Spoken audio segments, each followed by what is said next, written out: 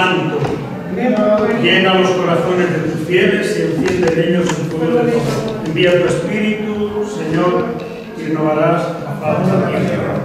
Dios, que has iluminado los corazones de tus fieles con la luz del Espíritu Santo, haznos dóciles a sus inspiraciones, para gustar siempre el bien y gozar de su consuelo.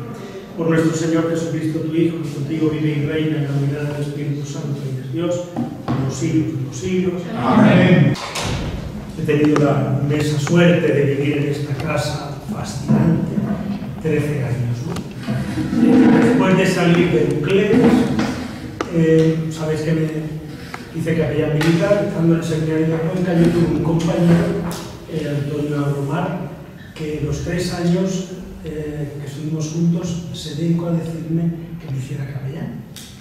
Entonces, yo no lo había pensado nunca, es una idea que me parecía interesante, pero yo pensaba que si la diócesis de Cuenca me había ordenado y había estudiado 3 años, al menos 3 años debería estar en la diócesis. 3 años se convirtieron en 17, 4 en la Sierra de Cuenca y 13 en Santa Casa, ¿no? En un momento dado, pues ya el señor obispo decidió cambiar también el equipo y yo ya no me vi obligado, ¿no? Porque yo pensaba irme a América y don José Guerra Campos me mandó al seminario por un año o 2, que como he dicho se convirtieron en 13. Yo me fui como capellán militar, primer destino al cuartel general de la Armada. Al año siguiente me mandaron a Cádiz, en Camposoto, formación de soldados, la parroquia de San Fernando de Marina y la de Cádiz. El último medio año también capellán del hospital de Marina y párroco del Arsenal de la Carraca.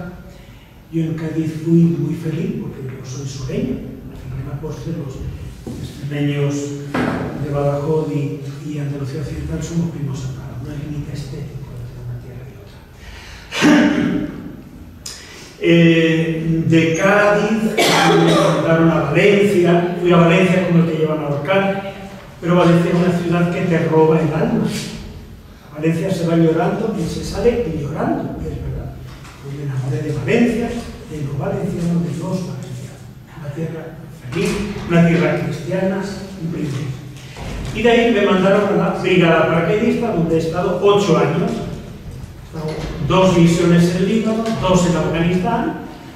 En algún momento estuvieron a punto de mandarme a cenar con San Pedro, con lo cual no he estado 4 años en la cárcel también, entrando y saliendo, igual que estuviera ahí encerrado. En Alcalá me creo de los destinos más hermosos que tengo. Y ya desde el año 14, pues en la parroquia de Cartagena, Marina, y atendiendo el regimiento Zaragoza de paracaidistas en Murcia. Alguna cosa que te va saliendo al paso, cuando los capellanes han ido a navegar, pues atendió la Escuela de Infantería de Marina, o ahora mismo Alcantarilla, a ratos cuando es necesario, porque el capellán está dedicado. Bueno, pues dicho esto, a mí me cuesta mucho dejar, porque una parroquia te coge, te capta todo el tiempo y todo el interés que tú la quieras echar. Y la parroquia de Cartagena es grande y además todas las otras unidades y compromisos que hay que tengo como capellán. Pero es verdad que esta casa del seminario de Uclés y esta diócesis es algo muy querido por mí. Y a pesar de que no es un esfuerzo, ¿no? Tienes que dejar cosas en manos de otras personas, pero vengo con verdadera ilusión, con mucho gusto, a estar con vosotros y ayudarnos a retirarnos. El retiro es, pues una vez al mes era el uso tradicional, y pues para dedicarse, en principio era a pensar en la muerte. Ese era el origen del retiro mensual. Tienes que morir y prepara las maletas. Luego ya un sitio más amplio, ¿no? Pues sobre un tema, depende del tiempo litúrgico. En este caso, yo he querido puesto que vamos a terminar el año litúrgico ya, sobre la figura de Cristo Rey. El día 6 celebramos la fiesta de los mártires españoles del siglo XX. Allí en Cartagena, hace 2, 3 años, 3, 4 años, fueron beatificados 12 mártires, 6 sacerdotes, 6 laicos jóvenes, prácticamente. Igual que aquí en Cuenca, pues es el obispo, los mártires de Euclés, igualmente. Los mártires mueren mártires porque se toman en serio la fe, se lo creen, y por eso no les importa perder la vida.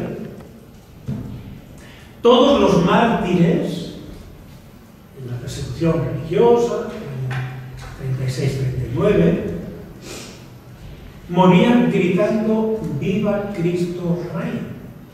Aquí, por los frailes agustinos que están beatificados, junto con el señor cura de Euclés, que morían gritando ¡Viva Cristo Rey! Es una expresión que a mí me resulta entrañable. Y una fiesta muy querida, recuerdo de niño perfectísimamente, recuerdo el sitio además. Era el último domingo de octubre y cantábamos un himno, yo tengo buen oído, tú reinarás. Este es el grito que aliente exhala nuestra fe. Tú reinarás, oh Rey bendito, pues tú dijiste reinar. Reina Jesús por siempre, reina en tu corazón, en nuestra España y en nuestro suelo, desde varias naciones. Y a mí aquello me gustaba, tenía 7 o 8 años y me gustaba. En la iglesia, recuerdo la puesta de sol, no se me olvida. Por tanto, a mí aquella copla y aquella música me gustaba, que Cristo reine. Porque yo, en corazón de niño, con sensibilidad religiosa, con inclinación sacerdotal, yo quería que Cristo fuera el Rey. La idea de Cristo Rey no es una idea política, social, de estructura gubernativa, no. Es Cristo Rey en mi corazón, Rey de mi familia, Rey de mi pueblo y Rey de mi patria. ¿Por qué? Porque no puede haber mejor Rey. Si toda la legislación se ciñe al Evangelio de amor, de caridad, de amor universal, de fraternidad, que es Jesucristo, no hace falta más leyes. Me gustaba que yo de viva Cristo Rey.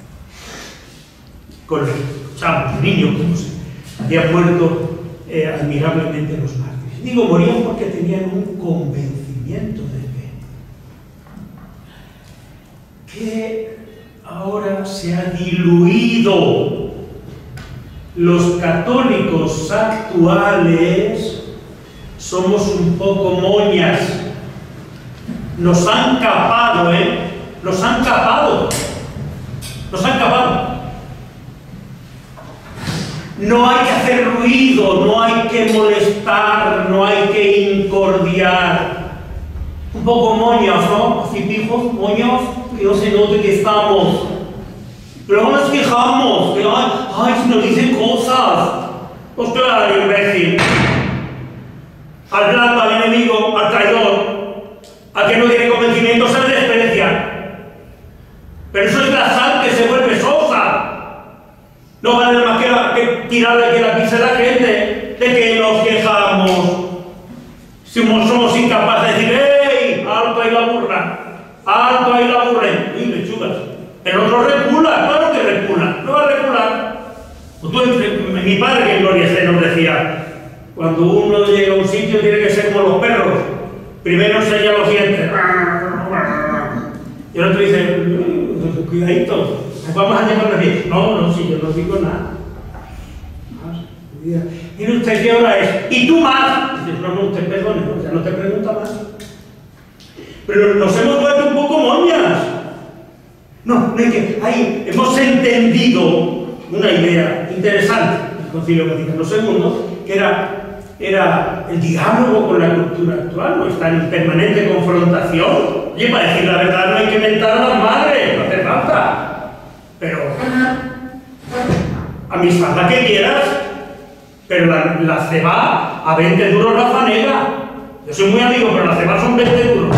20 duros la fanega, ni más ni menos. O jugamos todos, o se rompe la baraja. No, no, no. Lo han hecho para mí, lo he hecho para ti. Cuando tenemos una multitud de mártires, 7.000 curas asesinados por odio a la fe. Grecia obispos, entre otros el nuestro, que no morían diciendo, espérate que ganemos nosotros, que vengan los nuestros, como hacen los enemigos de Dios y la religión, no, no, no. Bendiciendo, Beato Cruz, la plana. Y una bala le atravesó el dedo, creo que el corazón del índice. Ahí, los afueros de Cuenca, San Villar de Rayo. Así morían, no con odio, pero con convencimiento. El triunfo es de las minorías inasequibles al desaliento. Y cuando van a misa, y de los que no la pisan, ¿cuántas veces hablas con ellos? ¿Y cuánto razón tienes para conseguir que los críos aprendan a amar y servir a Dios y a luchar por su fe y plantar cara con 2 narices de las de abajo? ¿Cuánta gente dedicas a pelear por su fe? Digo desde el punto y hora en que los cristianos no damos la batalla, los cristianos estamos derrotados. ¿Es así? Si tú no das la cara ante el enemigo de Dios y de la fe cristiana y católica, de la verdad revelada por Jesucristo, si tú no das la cara, si tú no das la batalla ante los enemigos que son siempre los mismos, mundo, demonio y carne, toman diferentes vestimentas. La época romana fue a la paganía, luego fueron los herejes bordes que vinieron de los bárbaros y todos los de dentro del imperio, luego fue la morisma, y luego fueron los protestantes, y luego fue la Revolución Francesa, y el racionalismo, y la masonería, y el marxismo, y el laicismo actual, y el hedonismo. Es el mismo enemigo, el mundo, demonio y carne. Se revisten de distintos ropajes, como en el gran teatro del mundo. Pero el objetivo es el mismo: acabar con Cristo y su reinado. No hay más, no hay más, no hay más. Contra nadie se mete nadie. La Iglesia sí. Un cura, como dicen, los curas son como los aviones. Solo son noticias cuando caen. Hay miles de aviones volando continuamente. Cae uno, el telediario por la mañana 3 veces.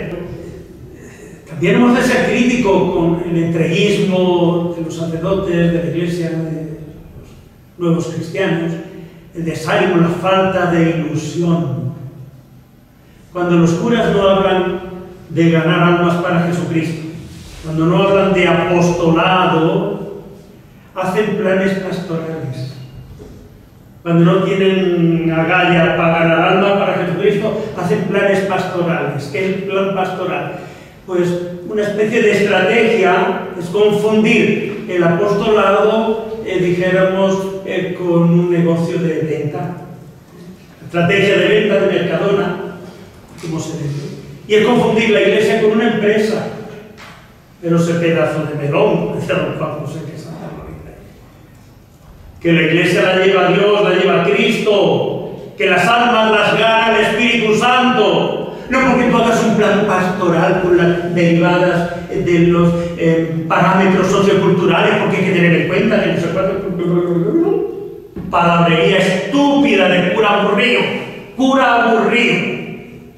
que para hacer eso más cuentas te traía. Ponerte de rodillas delante del Santísimo como el cura de Ars y estar la noche entera tumbado cara al suelo delante del Santísimo. Lo decía el santo cura de Ars. Porque siempre ha habido curas inútiles, pero muy quejosos, echándole la culpa a todo el mundo.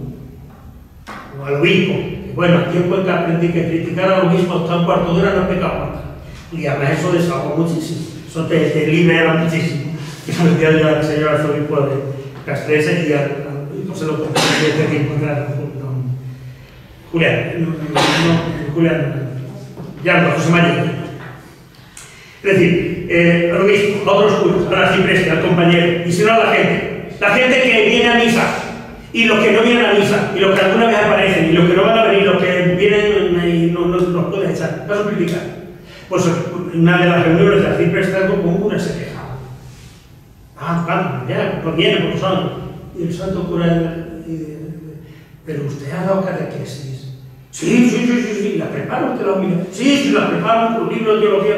Y dice, y además usted se ha disciplinado. No, eso no.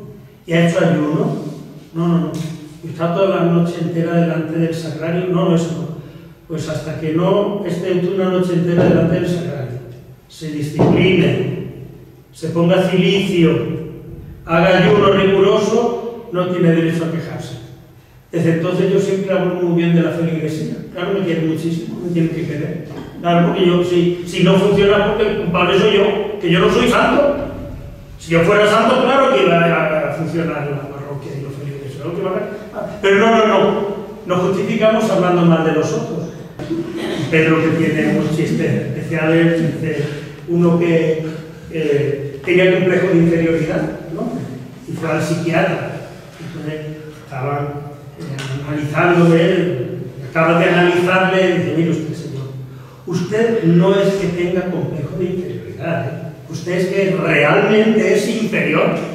O sea, lo acabo de apañar y dice, ya, este hombre no me coma. Bueno, pues es el grave problema de nuestra Iglesia. Ha perdido dinamismo apostólico, ha perdido potencia, pero como el obrar sigue al ser, la ha perdido porque no es una de las cosas que Benedicto XVI insistía. San Juan Pablo II era un huracán. Insistía en que los sacerdotes tenemos que convertirnos, al menos en mi caso, nada más cierto. Por tanto, viva Cristo Rey. Mirad, esto así que parece como una especie de patrioterismo o nacionalcatolicismo trasnochado, no es tal. Tiene un gran fundamento. Mirad, ya en el segundo libro de Samuel, el profeta unge a David como rey y pastor de Israel. Dos figuras, rey y pastor. ¿Cómo puede ser un pastor rey? ¿Cómo puede ser el rey un pastor?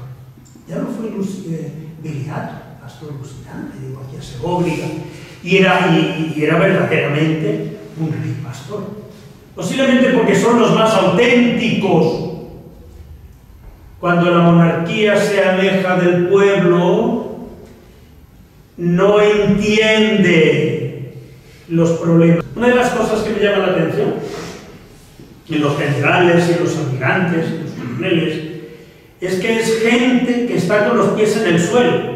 Un general, un teniente general, un general de brigada, lo más,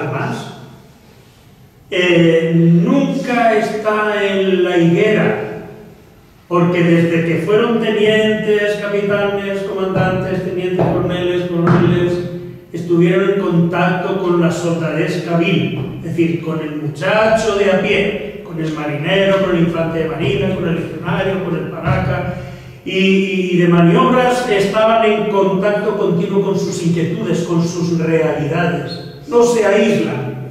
Eso hace a los militares profundamente humanos y en una sintonía perfecta con el pueblo, con su pueblo. Y el pueblo solo huele, lo sabe. Rey pastor al santo profeta David.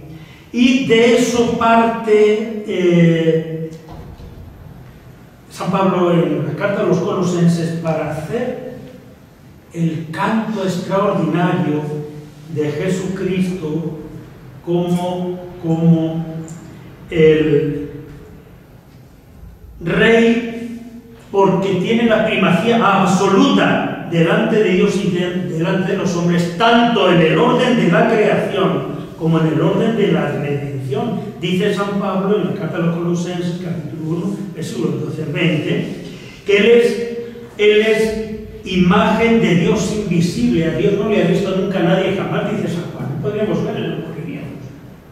Su esencia, Dios Espíritu puro, no podemos ver. Dios nos permitió que pudiéramos verle a través de Jesucristo. Dirá él luego, quien ha visto a mí, ha visto al Padre. Le dice Felipe, Señor, muéstranos al Padre, queremos ver a Dios. Y Felipe, tanto tiempo que Dios no me conoces. Quien me ha visto a mí, ha visto al Padre. Es la imagen, Juan 14:9. Es la imagen de Dios invisible. Es el primogénito de toda criatura. Es que Cristo es una criatura, no. No. Cristo, palabra, verbo de Dios, segunda persona de la Santísima Trinidad, igual en todo a Él, procede del Padre, lo ha engendrado desde toda la eternidad, por eso son iguales el Padre, el Hijo y el Espíritu Santo. Pero, igual que yo digo una palabra, yo digo botella, ha salido de mí. La palabra no soy yo, pero es algo inherente a mí. De igual manera, Cristo es la palabra de Dios, pero forma una sola cosa con Él. Pero esa palabra de Dios, andando el tiempo, se hace hombre. Él es primogénito de la criatura, hemos dicho, con una dignidad infinita que lo antepone a todas las criaturas. Claro, Él es esencia, de la misma esencia de Dios, una sola y misma naturaleza divina. Tiene el Padre, tiene el Hijo, tiene el Espíritu Santo. Luego, en tres personas distintas. Y por esa palabra fueron hechas todas las cosas. Hágase la tierra, hágase la luz, hágase los peces, las plantas. Esa palabra es Cristo. Por la que ha llamado a la existencia a todo cuanto existe. Por tanto, todo le pertenece. Por tanto, es el Rey de toda la creación. Cristo bendito es Rey por derecho propio. Es Rey que rige la creación y es sacerdote que la consagra y ofrece al Padre para su gloria. Toda la vida de Dios y la vida de la Iglesia y la vida del hombre y del cristiano es trinitaria. Cristo ofrece, recoge todo lo que ha creado y lo ofrece para la gloria de Dios, para que Dios sea glorificado. Pero es que además, cuando la creación se contaminó por el pecado, es un misterio, el pecado original es un misterio.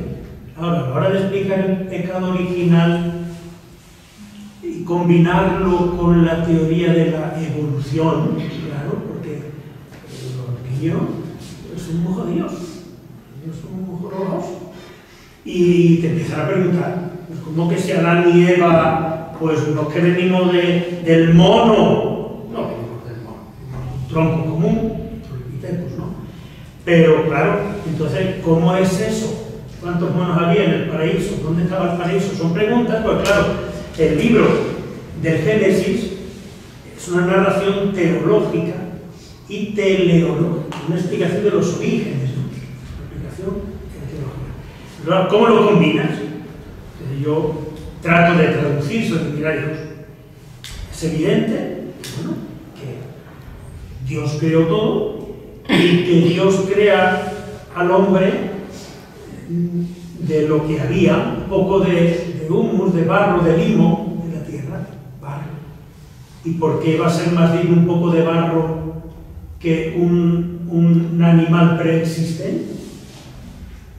Perfectísimamente, barro es. El animal se mueve y es agua y barro, no hay más.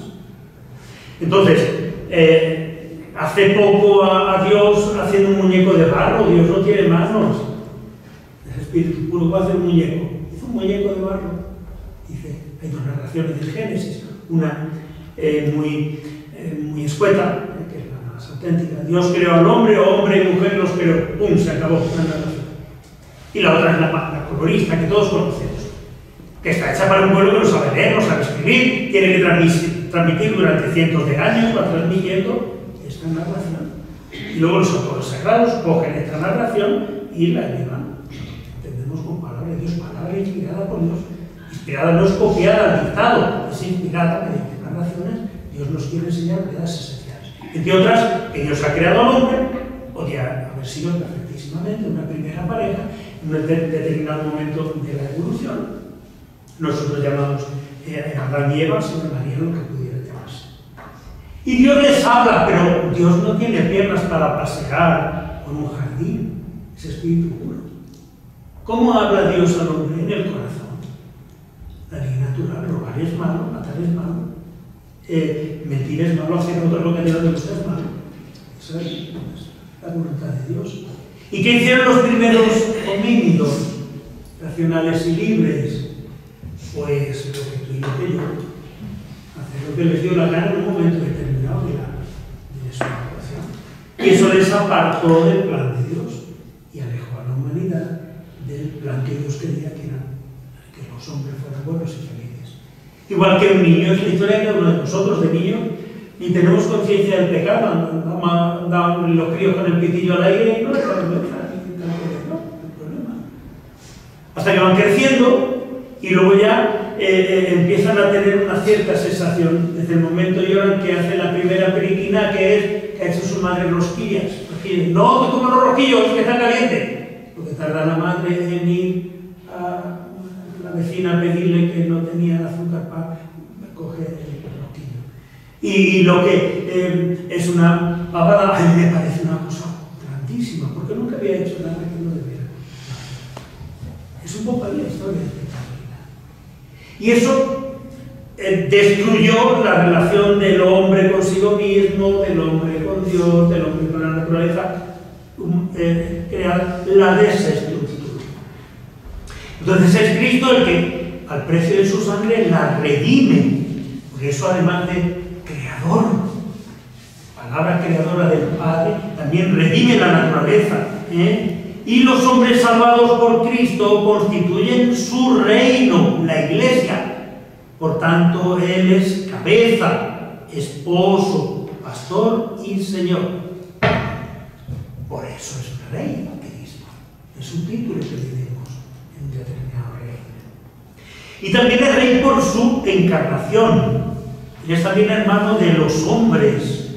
Y por su pasión, es el primogénito entre los muertos, que un día resucitará como primicia, resucitarán con él primicia de los resucitados. Es un misterio la encarnación también, La única vez que yo le he echado una maldición a un paraca, no se lo olvidaba. Íbamos además a un funeral de un paraca que había muerto, era antiguo. Y entonces salió el tema de San José Bendito, la Virgen Santísima, y la Concepción Virgen, y claro, los chavales no tienen este tipo inteligente, pero el paraca, gallego, pues bueno, se juntan, así le está. Y tío muy bueno, es un hijo especialmente querido por mí.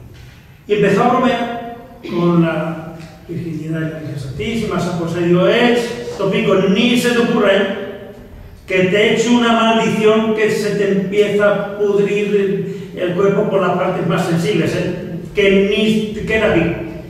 Mira, no, gallego también, miedo a la maldición, y ni se te ocurre. A la Virgen Santísima ni se te ocurre tocar. Y al bendito San José. Porque es difícil entender el misterio de la encarnación. Hubiera sido muy fácil que la Virgen Santísima y San José pues hubieran tenido un niño y ahí se hubiera unido la segunda persona de la Santísima Trinidad de Dios. Pero no hubiera habido encarnación. No hubiera habido encarnación. Hubiera estado apegado. No hubiera habido matrimonio entre Dios y la humanidad, profetizada por el profeta Amós. He aquí que yo vengo a hacer un matrimonio con la humanidad. Sin embargo, si la Virgen Santísima queda fecundada por una obra especial del Espíritu Santo, lo que nace es Dios y es hombre. Pero es que los hombres adquirimos la posibilidad de ser Dios, de ser deificados por la gracia. El tonto de baba se queda con que y una paloma que te da un rayo y te da seco ahí, donde te puede quedar tontas, berzas, ¿no? el misterio santo y tremendo de la encarnación es que Cristo bendito pasa a formar parte de la humanidad. Y toda la humanidad queda santificada en potencia, deificada en potencia. Solamente tienes que decir tú sí. Si no, también puedes ir al infierno. Caldera de Botero, libre. Don Bosco decía que al infierno solamente va que se empeña en ir, quien se empeña en ir a él. Pero hay gente que hace méritos, se empeña. Lo cual es una realidad que no se puede negar. Que lo que es una herejía es un maldito imbécil y un atrevido, porque si Jesús lo dice, ni era tonto ni era un mentiroso, pues no cuestión de inventarle la palabra a Jesucristo. Por tanto, Cristo por su encarnación es también hermano de todos los hombres y por su pasión y resurrección primogénita, entre los muertos, primicia de la resurrección.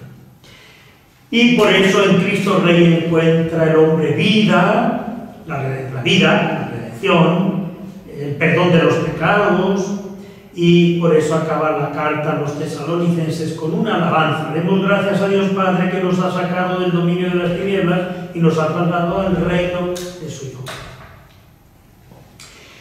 Hay un momento entrañable en la muerte de Cristo, es cuando en Lucas 23, 35, 43, el buen ladrón le dice: acuérdate de mí cuando llegues a tu reino. Este es el rey de los judíos. Tampoco es el rey de los judíos, lo escrito está. Estaba el último pelo, ya le llevaba un carajo. Y se cansó. Pero es que es curioso. Como el Gila, el chiste de Gila. Estaban ahí unos cuantos matones pegándole a uno por decir inocente. Me tuve que poner cómo lo pusimos entre todos. Eso. Sí, cuando uno está hundido, nos apuntamos al caballo vencedor. Y aquel, hasta el mismo muerto de hambre, asesino, gestas, el mal ladrón, se mete con él. ¿No eres tú el Hijo de Dios? Pues sálvanos, vaya un Hijo de Dios, vaya un invento. Y el otro político, que era igual de asesino y de canalla, dice: pero pedazo de muerto de hambre, hasta en el mismo suplicio, estamos aquí unos muertos de hambre, encima vas a animarte leche. Un poquito de una mijita de vergüenza, hombre. Dice: y los nuestros justos sabían lo que habían hecho, pero este hombre no ha faltado en nada. Y dirigiéndose a Jesús le dice: acuérdate de mí cuando llegues a tu reino. Es un ladrón, pero cree en Dios y teme a Dios. Una cosa muy curiosa, a veces los católicos somos un poco atrevidos. La fe que tenemos es débil, nada. Menos que se despacha por 50 céntimos de euros. Pero luego nos tomamos unas libertades con respecto a Dios, que nos parece que, bueno, hemos perdido el valor de la trascendencia de Dios. Una de las cosas que se observa en el mundo musulmán, yo tengo oportunidad de estar en el Líbano 2 veces, en Afganistán, es el musulmán no puede concebir que Dios sea su padre. Dios es una cosa muy grande y le temen como una nube de verano. El musulmán teme a Dios, él no ama a Dios, lo teme. Se cree indigno de poder amar a Dios, pero que no vaya a castigar a Dios. Pero el santo temor de Dios es el principio de la sabiduría. Pone allí en el Seminario Mayor de Cuenca, Timor Domini, Inicium Sapiencia. Comienza la sabiduría es el temor de Dios. El buen ladrón cree en Dios y teme a Dios. No sé si habéis observado una cosa, que en esta cristiandad decadente y moñas, desleída, diluida, lo de creer o no creer en Dios no importa. Lo importante es la solidaridad, que seamos solidarios y hagamos un mundo mejor. Ayudamos a los pobres, tener el mundo y el hambre, es muy importante. Pero creer en Dios, que te ha de juzgar y te ha de salvar o te ha de condenar, con tu actitud. Dios quiere que te salve. Él no se habla. Los curas no hablamos del infierno, el cielo nos da miedo.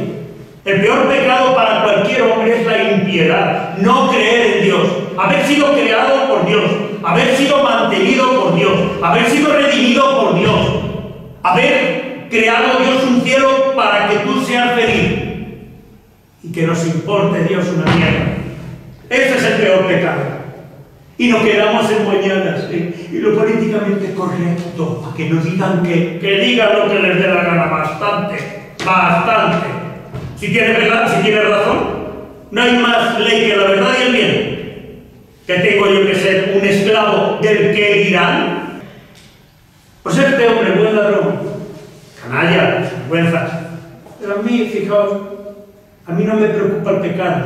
Lo escuché una vez a un santo sacerdote en Trajiné. El pecado no tiene importancia. Se perdona perdono yo con un Padre Nuestro que Ave Marías. El problema es el error, es la mentira, es la impiedad. Por eso en Colombia, las hermanas me escuchan muchas veces que dicen en Colombia que quien peca y reza empata. Y no hay cosa que más me guste a mis paracas. Quien peca y reza empata. Padre, ya llevo 3 misas, ya puedo pecar hasta final de año. No, que es al revés. Primero pecas y luego es el empate, hombre. No vayas a apuntarte ya tanto para seguir pecando. Bueno, pues este hombre, el buen ladrón, cree en Dios y le teme. Se confiesa culpable y acepta el castigo por sus delitos. Es curioso que la fe le ilumina y primero reconoce la realeza de Cristo escarnecida y rechazada en un ambiente contrario por sacerdotes y jefes del pueblo, por curas. La gente tiene más obligación de creer. Oye, que puede pasar, yo no digo, porque don Pedro es un buen sacerdote, el padre de Sousa es muy bueno, yo lo intento, pero puede pasar, que el cura, si no ateo, pero con poca fe, sí, tú corroto mucho que esa cosa se puede dar. Pues en ese medio en el que hasta los curas pasan de Dios, aquel ladrón, asesino, canalla, cree en Dios. Acuérdate de él cuando estés en tu reino. Y Cristo, humillado, moribundo en el patíbulo, le presta la fe. Hoy estarás conmigo en el paraíso, te lo aseguro. El buen ladrón pide para el futuro, acuérdate de mí, hoy mismo. Recibe al punto.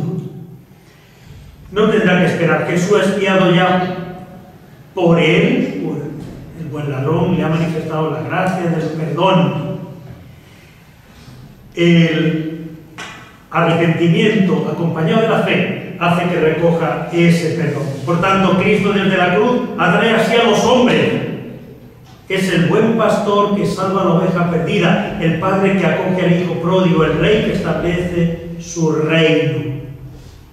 El que cree y confía en él podrá escuchar: hoy estarás conmigo en el paraíso.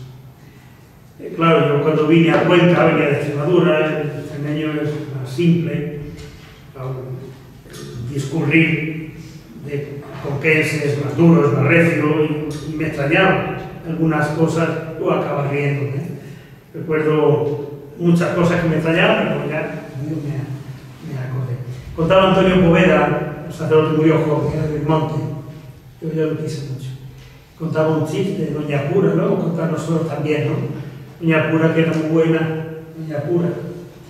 Y entonces, pues lavaba los purificadores, aprendíase por cura, catequista para la vida, acción católica, oración nocturna, todo, Doña Pura. Murió con 85 años, tan pura como su madre la parió, claro. Entonces murió, llegó a la puerta del infierno y Doña Pura, ¡fum!, con un cohete para arriba. Llegó a la puerta del purgatorio y Doña Pura, como era tan pura, en el purgatorio para arriba. Llegó a la puerta del cielo y estaba en San Pedro aburrido porque al cielo va poca gente del tirón. Y Doña Pura seguía para arriba, y ya San Pedro dice: Doña Pura, digo una palabrota que se pasa, que no hay que ser tan buena. ¿Por qué digo esto? Digo esto porque yo soy muy devoto de las ánimas benditas del purgatorio, rezo mucho por ellas, y me han hecho alguna gracia, muy llamativo. Mandé pintar un cuadro de las ánimas, hace un siglo XVII, la parroquia, porque se ha olvidado de ello, la gente hereda los cuartos. En los pueblos ponen cara compungida, porque nos conocemos y si nos pones cara de pena, no parece que no quería. Están deseando morirse. A lo mejor están pensando en lo que van a llegar. Cuando yo era niño todavía en mi pueblo de Extremadura, las mujeres llegaban muchísimo. ¡Ay, que te vas! ¡Ay, no lo llevéis! Unas voces. Y todos los muchachos ahí con cara de susto, pero a morir nada más, a ver qué pasaba. Y porque si no, parecía que no lo quería, si no lo llevaba mucho, es que no. Y si, uy, la han llorado mucho, a mi madre, que era por mí lo quería mucho. Pero ahora mismo no, ni mi hija. Cementerio, si 100 cuartos, una tumba muy pomposa. Pero aquí todavía las iglesias son cristianas, la tierra es cristiana. Pero en los madriles, en las ciudades, ni se le ocurre una misa de difuntos, ni saben para qué es. Creen que es un homenaje. No saben para qué es. Entre otras cosas, porque los curas, hace 1000 años, que no hablan del purgatorio, si es que acaso todos los curas creen en el purgatorio y en la necesidad de la oración por los difuntos, que esa es otra. Pero yo creo en el purgatorio y entonces pues me preocupa porque los santos sufrían mucho. Pero yo es que tengo la desgracia de ser un cura muy feliz. He sido siempre feliz, siempre. En la Sierra de Cuenca, 4 años, la casa un día, 12 grados, 18 grados bajo cero un año, 1 metro de nieve, pero yo era más feliz que Ricardo. Felicísimo, felicísimo, felicísimo. Me mandan a Uclés, y aquí, Pedro sabe, desde el 28 de agosto hasta el 8 de agosto del año siguiente, sin parar, sin parar, sin parar, sin parar, sin parar. Mentira o verdad, Pedro, trabajando como burros, pero yo más feliz, como un equipo en una basura. Felicísimo, felicísimo, felicísimo. Dios fue dirigiendo mis pasos, cuartel general de la Armada, como digo, Cádiz, que si hay un sitio para ser feliz es Cádiz. Después de eso ya ni más, Cádiz. Pero bueno, como digo, no fue la Sierra de Cuenca, fue muy feliz. Valencia, que es un paraíso, la vida paracaidista, misiones, porque aunque he estado en Líbano, en Afganistán, y a veces la vida corrió peligro, ahora ya en la Armada, y Infantería Marina. Yo he sido muy feliz, de verdad que es que, ¿cómo se puede ser tan feliz siendo cura? Y cómo Dios nuestro Señor no abre los ojos a tantos jóvenes a una felicidad verdaderamente extraordinaria. Pero bueno, eso a mí me crea un interrogante. Los santos sufrían muchos todos. Pero como yo soy tan feliz, digo, pues no me queda nada en el purgatorio. Ahí voy a estar hasta que las ranas críen. O dejo un capital para que me ofrezcan misa, o no veo la manera de salir. Y pensando esto el otro día, me contó una señora, con esto termino, muy bonita. Murió un cura, pues sería tan feliz como yo. Dice, como Fernandito que mató un gorrino, eso que dice y por dónde San Pedro dice. Pero San Pedro ahora en el cielo todos los avances llegan aquí. Entonces ahí hay una máquina que te va contando. Un botón, hacían falta 1000 puntos para entrar en el cielo, 1000 puntos. Y entonces, por decir, ya, que me espera aquí no es nada. Bueno, yo soy sacerdote, usted desde niño en mi casa yo jugaba de misa, 3 puntos. Una cosa está jodida. Y bueno, los seminarios, buenas notas, y la verdad es que los superiores me querían, formamos un grupo de adoración del Santísimo, íbamos a la chabola y a los coros, 15 puntos. Bueno. Luego estuve de cura en el pueblo, muchísimo frío, mucha pobreza, también era un pueblo muy descreído, pero pues hay la gente, señor en la iglesia, 8 puntos. Esto va mal.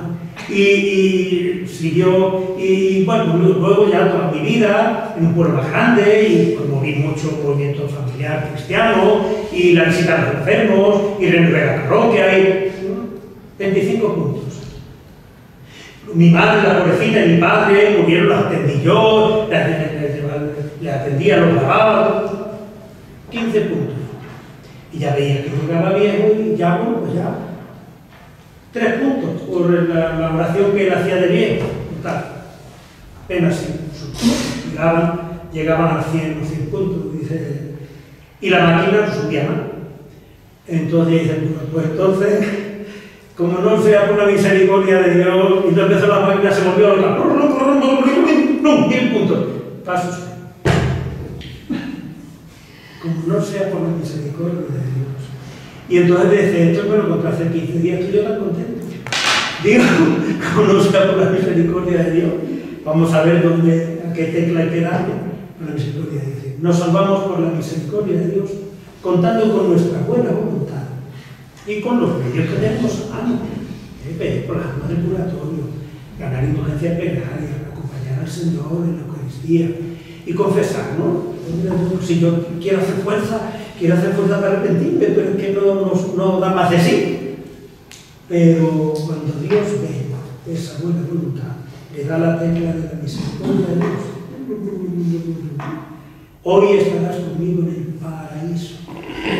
El buen ladrón no ganó ninguna indulgencia plenaria y se confesó. No dijo todos los pecados, número y especie, no. Del tirón. ¿Lo ves cuenta? Bueno. Cristo es nuestro Rey. Los servidores de un Rey tan grande y tan valiente no pueden ser menos y herederos de una tradición heroica de mártires. No pueden ser los católicos moñas o Llanuso. Y que Cristo sea Rey tiene un fundamento bíblico, Antiguo Testamento, Nuevo Testamento, en la creación, en la redención, en la encarnación, y por esa misma condición de sacerdote, profeta, Rey, nos salva porque le da la gana. Y nosotros, ninguno de nosotros, querría dejar la oportunidad de ir a gozar con Cristo bendito. El que cree y confía en Él podrá escuchar, hoy estarás conmigo en el paraíso. Hemos empezado hablando de que venía a hablar de Cristo Rey y Pastor. Pastor, no hemos hablado de nada. Es que el ejercicio del reinado y del pastoreo es el mismo. Es que no es Cristo, no es Rey en la zarzuela. En la zarzuela, claro.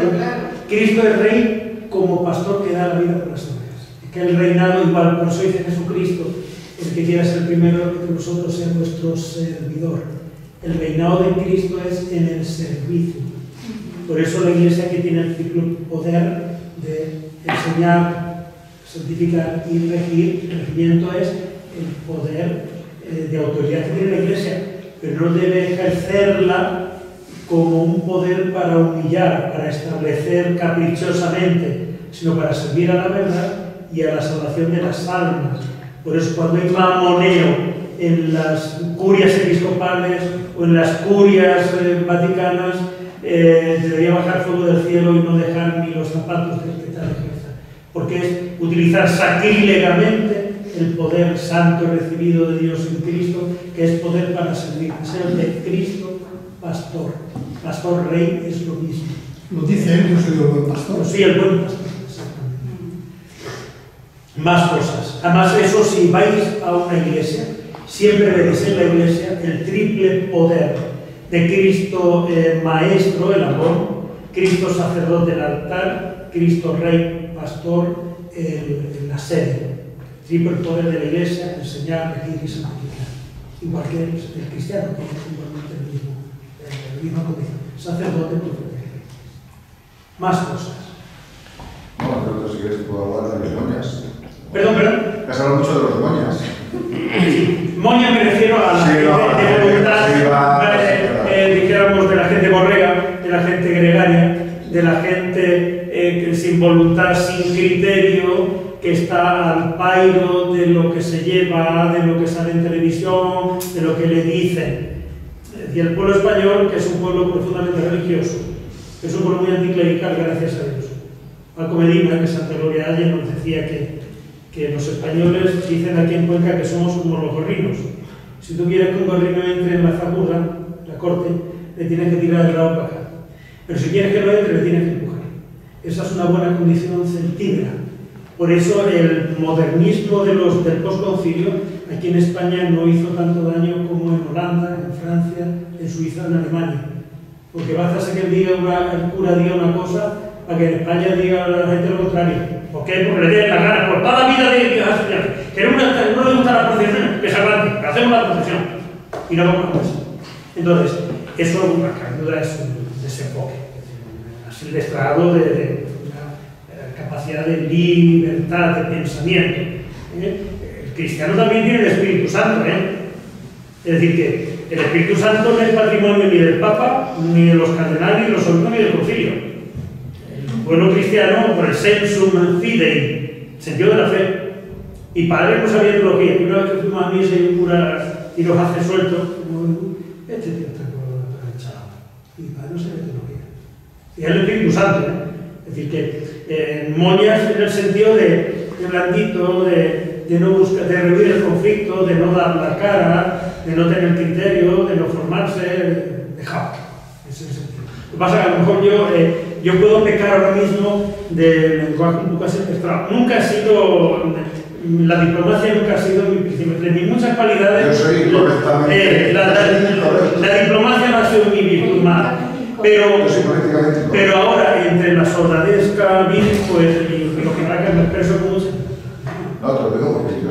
Mira, don José Guerra Campos, que Santa Gloria, un santo, decía: los escupitajos y las pedradas se esquivan, pero no se devuelven. Y luego aquí, yo hablo mucho de Cuenca, predico mucho siempre. Son dichos, la palabra de Cuenca es contundente. Y no sé quién me dijo, sea Cornelia, que era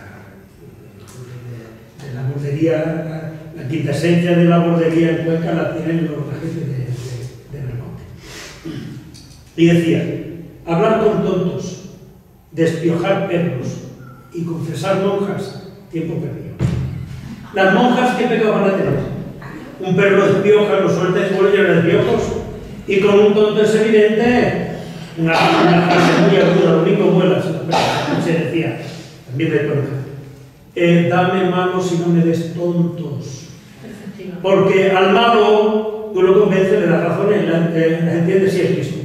Pero el tonto, aunque sea bueno, no vale nada. No vale nada. Entonces, yo creo que, oye, si yo voy a hablar y se me respetan mis razones, que lo que quieres herir, oye, te compras un monito y lo adiestras y vas por las ferias, si te parece. Claro, ¿entiendes? Ya lo dijo el Señor, O sea, no es solamente la gente de Cuenca, populista, sino nuestro Señor que no era de Cuenca, pero merecía serlo. Claro, no echéis margaritas a los cerdos. Es decir, no pierdas el tiempo a hablar con un maldito imbécil, porque además, si discutes con un tonto, te pones a su nivel, como decía aquel sabio, y además te ganará por experiencia. Claro, pasa como por un compañero en Granada, pues a la mujer, ¿quién va? Con la señora María, la Antonia y la Inés, en la César Tupaya, que están todos los hijos casados, los nietos criados. Y entonces, bueno, venga, preguntad, el cura muy celoso, vosotros preguntad qué os ha parecido, qué es lo que tal.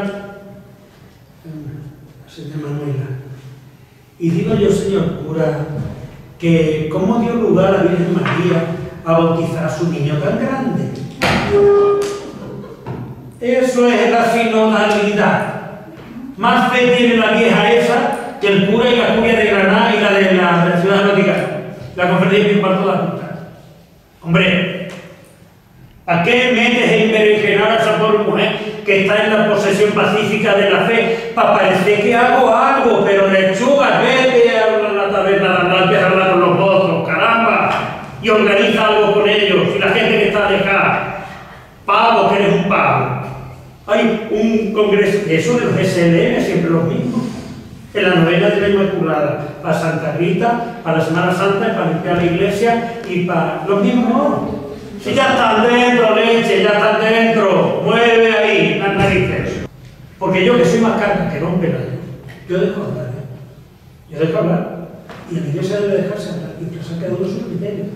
Pero luego el cura tiene que ser suficientemente inteligente para decir, eso no es así. No casa con la fe de la Iglesia, ¿sabes? Decirlo. Sí, es muy complejo. Pues me estoy sintiendo en una balsa grande, flotando, súper grande, porque estoy viviendo esa experiencia en mi parroquia. Carismáticos, neocatecomenales, las de la tercera edad, ¿cómo se dice? Vida ascendente. Vida ascendente, formación permanente, etcétera, etcétera. Una parroquia rica, porque es muy rica. Tengo curas en una parroquia cuando aquí hay uno para otro pueblo. Sí, pero son una vida muy rica, vale. Para dar gracias a Dios. Sí, pero me refiero a lo que hemos dicho de la cáscara. Sí. Los neocatecumenales, bueno, eso tiene el con peligro. los carismáticos, sí. Estamos en la misma casa. Pues resulta que el día del Jueves Santo, cuando salvan los pies, sí. Pues ellos participan de la celebración eucarística de la comunidad entera, de la parroquia.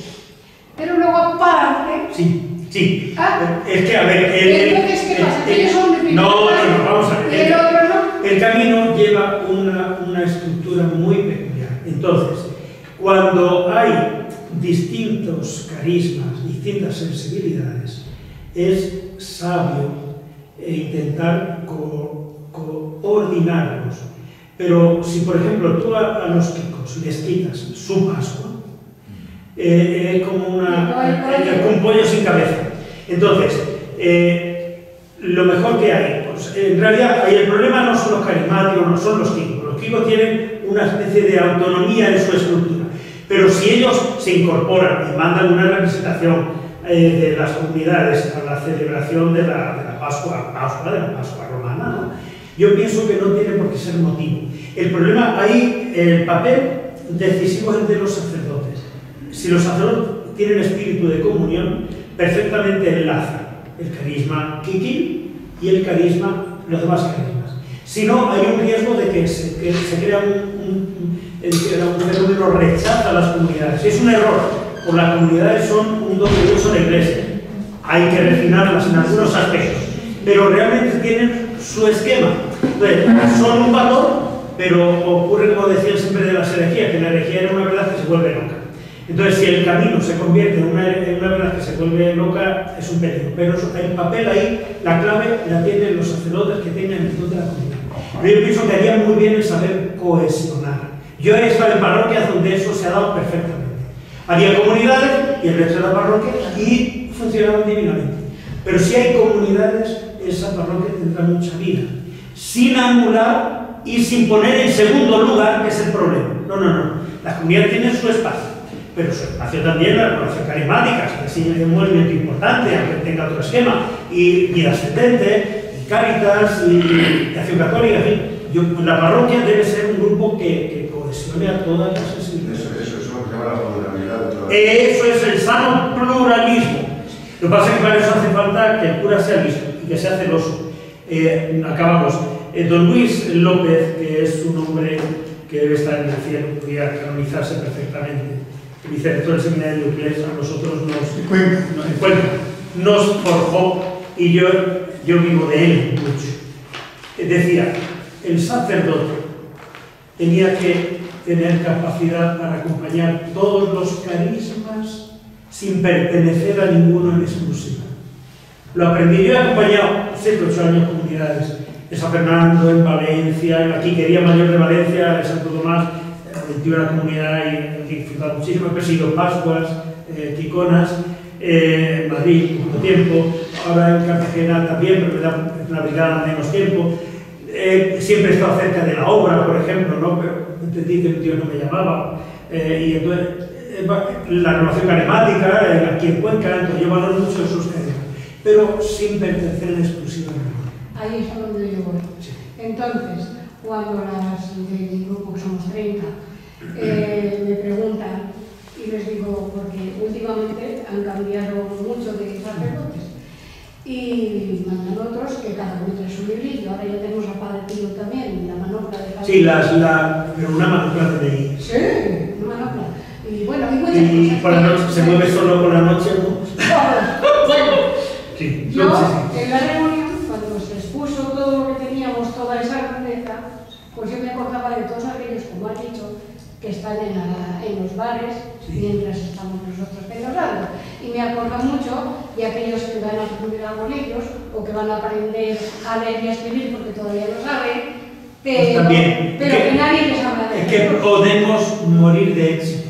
Y Vale. eso, y hay la esencia de, vamos a ver luego, la esencia de cristiano es evangelizar. Vale. Evangelizar a Jesucristo. Exacto, pero no como te dice el círculo, Sí, sí, sino como te dice Jesús. Entonces yo cogí el evangelio sí. y les dije, mirad, lo siento, si me queréis bien, y si no, pues no pasa nada. Yo me siento mal por deciros esto, pero yo no soy ni de Pedro, ni de Pablo, ni de Apolo. De Cristo. Soy de Cristo y mi madre es la Iglesia y la Virgen María, que es la que me consagré cuando tenía 12 años y a la que sigo.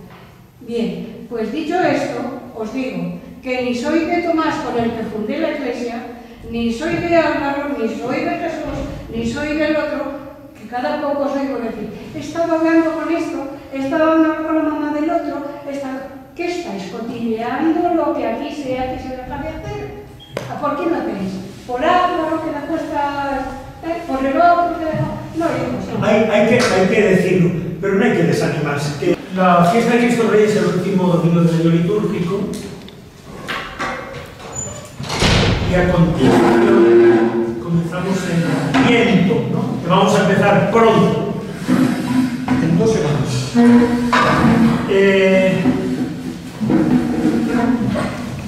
Hablamos de tiempo, final, comienzo, y el tiempo es como una losa que se nos echa encima. Un feligrés del poblado Inca, que está atendiendo desde la brigada, y en Madrid, 8 años, decía, pensamos que se nos pasa el tiempo y al final los que pasamos somos nosotros, somos nosotros. Y esta generación impía, es una generación impía, descreída, y por tanto no entienden este pasar inexorable del tiempo. Es un misterio, dice San Agustín.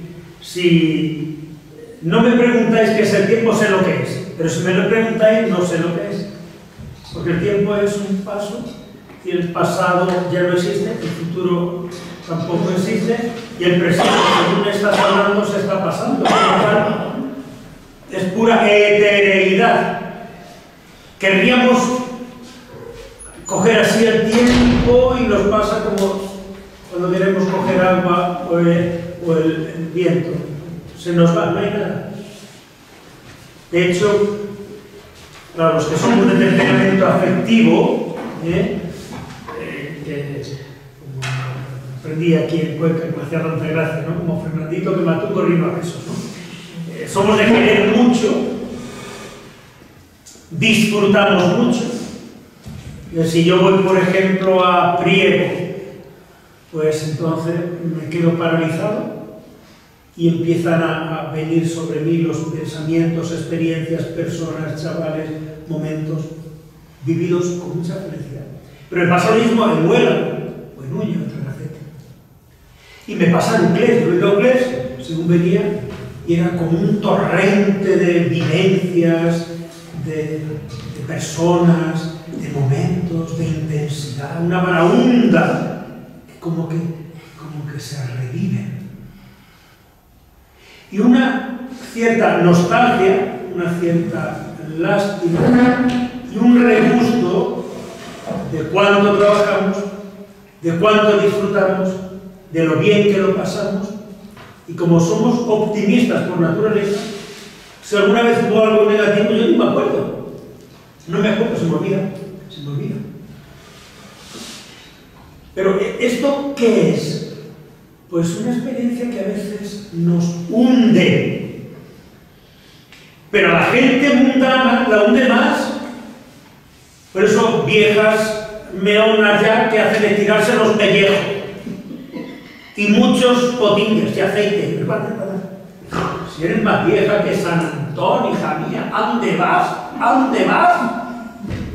¿No es más noble y más honesto ser lo que soy? Yo me miro al espejo y me veo guapo, inteligente, robusto y todo. Pero sé que soy un viejo decadente ya. Claro, ya acabé de cumplir 45 años la semana pasada. Pues ya soy un anciano, lo digo. Pues entonces... 45. ¿Qué es eso? Que el cristiano se ríe del tiempo. ¿Por qué hay tanta gente deprimida? Se deprime la gente.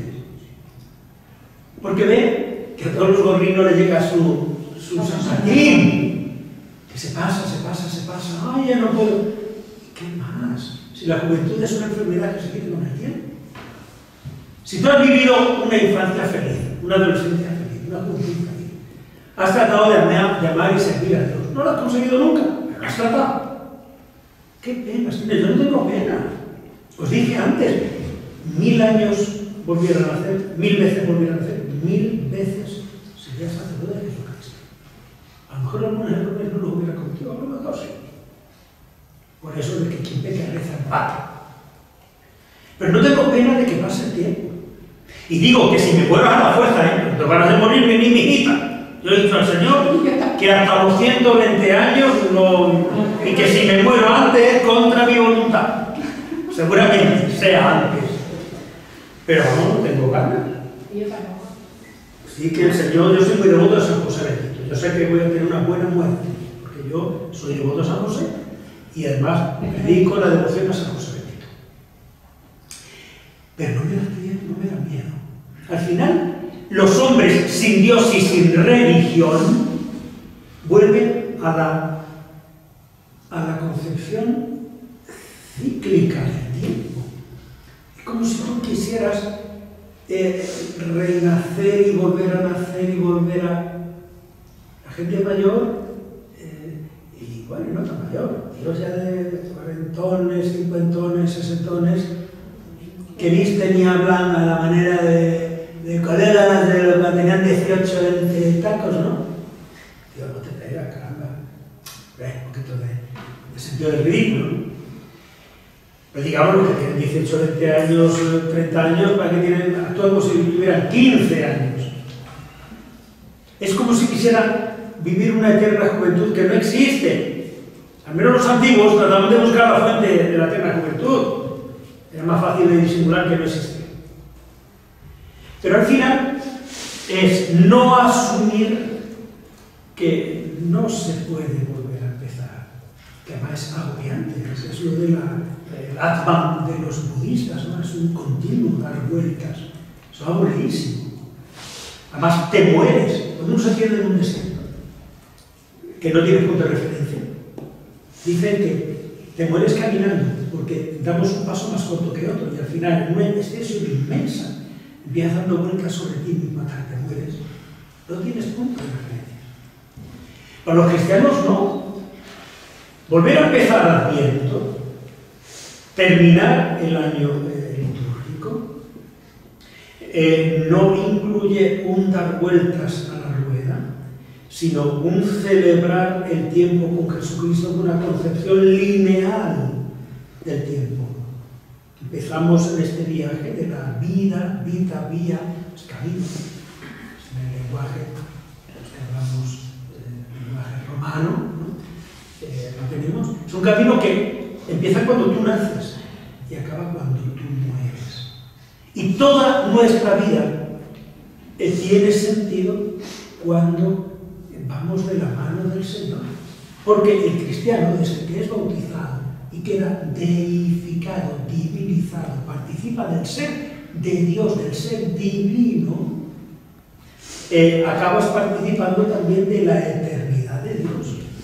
Dios nos crea, no solamente nos paren nuestros padres, paren el cuerpo, pero el alma inmortal la crea Dios en el momento de la concepción. No hay ninguna tontería. Pero ese alma inmortal, deificada por el bautismo, está llamada a participar de la eternidad de Dios. Es importante el bautismo. Yo siempre lo digo, cuando toca bautizar lo explico. No, cuando sea mayor que el hijo. Bueno, explico, ¿no? Para que es una cosa muy importante. Bien, pues en el Adviento, ¿qué hacemos? Nosotros enlazamos la exaltación de Cristo Rey, con la que acaba, con la espera de Cristo Rey. Porque Adventus, el advenimiento era el término que utilizamos en la Roma pagana, cuando el emperador iba por primera vez a una ciudad, Adventus Imperator, entonces se preparaban las calles, se preparaban las avenidas, árboles, colgadura, la primera visita oficial del emperador, ¿no? De tal forma que de este sentido de espera está teñido el Adviento, dijéramos en distintos esquemas o distintos aspectos, diríamos, ¿no? En primer lugar, en el Adviento lo que hacemos es rememorar, actualizar, revivir la espera del Antiguo Testamento enderezado a la venida del Mesías. Que eran los profetas, nuestros padres de Israel. Estuvieron siglos esperando la venida del Mesías y los profetas la alentaban, ¿no? De tal forma que en nosotros esta revitalización de la actitud de nuestros padres de Israel, de alguna manera, despierta un profundo deseo y anhelo de Dios, tan vivo en los escritos proféticos que nosotros querríamos revivir. Y además de revivir ese deseo de la venida del Mesías, la venida del Señor, dar gracias por el don inmenso de la salvación, porque nosotros ya lo vivimos a posteriori. Cristo ya ha venido y nos ha redimido, se ha encarnado. Por tanto, el Adviento es tiempo para revivir ese deseo de que Dios venga, de que Cristo venga, es rememorar y reactualizar ese deseo, el deseo de que venga. Pedro decía muchísimas veces, cuando en Adviento cantábamos el Rorate Cede Super, que él escucharlo, como para mí, me recordaba el seminario, y revivía esa actitud de espera, de expectación de la venida del Señor. Por tanto, nosotros ya no esperamos como un acontecimiento futuro, sino una realidad que se ha dado en el momento de la encarnación de Jesús. Cristo ya ha venido, el Redentor, y en él se ha coronado la esperanza del Antiguo Testamento. Por tanto, revivimos, pero damos gracias, ¿no? Pero esta espera, esta nueva esperanza, la venida del Salvador, debe actuarse. No solamente actualizarse, sino actuarse. Es decir, que la salvación que Cristo vino a traer al mundo tiene que afectarme a mí, aquí y ahora. Esa es la dimensión del sacramento. Es decir, que Cristo nació hace 2000 años, pero es que va a nacer y va a actuar en mí, va a hacer efecto en mí. Es el ideal de Sicarón, que luego seguramente vuelva sobre él, ¿no? En el corazón de cada uno de nosotros. Y mientras la venida del Señor actúa sacramentalmente en nosotros volvemos la vista desde el 2022, 2023, hacia la última definitiva venida, la parusía, cuando venga Jesús al fin del mundo, pero que esa venida se va a concretar cuando a nosotros nos salga el encuentro mediante la muerte. Nosotros tenemos realmente demasiado temor respecto a la muerte. Yo recuerdo aquí, tuve un año de cura de Tribal, 2 años. Y murió una señora, Mercedes, que a mí me impactó. Había 80 y tantos años, una mujer de fe. Tenía cáncer de... Y otra señora aquí, más sencilla, la cabeza no la tiene de todo el tono, pero aquella mujer asumía la muerte con una naturalidad y con un espíritu de fe extraordinario. Yo recuerdo a aquella señora, señor cura, que muy amarilla, entonces le dijo a los médicos en Cuenca: mire usted, doctor, dígame usted la verdad. Sí, puede ser un mes. Ya, bueno, mire usted, yo quiero, venga usted a prepararme, porque yo sé lo que me va a pasar. Y yo le daba un poquito para que, en fin, no hacerlo tan dramático. Señor cura, que venga usted. La confesé, le di la Santa Unción, le di el viático. Bueno, ahora ya, señor cura, Señor, hágase tu voluntad. Y asumía la muerte con una clarividencia de que iba al encuentro del Señor.